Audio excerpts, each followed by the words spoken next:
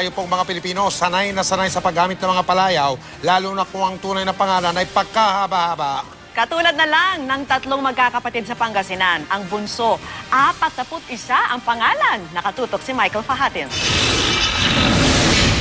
Gaano ba kahaba ang pangalan mo? Kung isa ka sa tatlong magkakapatid na San Juan ng Pangasinan na inulat ng pahayagang Philippine Daily Inquirer, tiyak mapupudpod ang lapis mo sa pagsulat ng pangalan. Pinakamahabang pangalan sa kanila ay ang bunso na may 41 first name. Sa aming pagkatanong, wala naman daw anumang legal na pagbabawal sa haba ng nais mong pangalan. Ayon din kay Deputy Presidential Spokesperson Yusek Abigail Valte. Pero kung haba ng pangalan pag-uusapan, dalawa lang maaari mong maging problema. Ang pag-apply ng lisensya sa pagmamaneho at kung nais mong magtrabaho sa ibang bansa. Dahil kailangan mo mag-apply ng application form ng LTO at DOLE. 41 hanggang 43 lamang ang nakalaang individual na slot. Kasama na dito ang pangalan, middle name at apelido. Ang birth certificate, marriage license, SSS, GSIS at pasaporte, lahat linya lamang at doon na pagkakasyahin ang pangalan mo.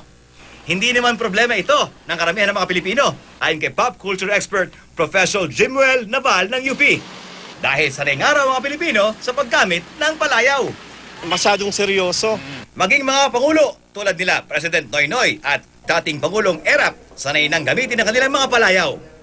Nitong nakaraang eleksyon nga, tulad sa mga lumipas, panay nicknames ng mga politiko ang ginagamit. May mga palayaw na mula pagkabata ay nakasanayan na sa ating itawag ng ating mga magulang dahil mas cute pa tayo noon tulad ng Ding Dong. Nitoy.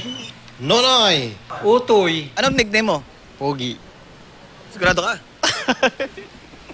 Madaling maintindihan, sikat, matatandaan ka kaagad. Kasi pag dapat yung pangalan mo talaga, ting. Kasi ang dami ng tao ngayon eh. Pag kakaiba ang pangalan mo, uy, si ano yan? O, yun, advantage yun sa'yo. Pati nga ang ilan sa mga paborito ninyong mamahayag, kadalasan hindi buong pangalan ang gamit, kahit pa buong buo ang serbisyong hatid sa inyo. Ang pangalan ko ay Cara Patria Constantino David. Ang pangalan ko ay Melissa Catherina Manyalak del Castillo. Ako po si Salima Devi Refrana. Horacio Severino, nickname Howie. Abraham Arcangel Aguja Alegre. Ako si Ivan Ramesis Perez Mayrina. Dano Angelo Buenaventura Tingkungko. Aubrey Carampel. Aubrey Carampel, yun lang. Pwede namang Aubrey Ann, Aubrey Marie, Maria Aubrey.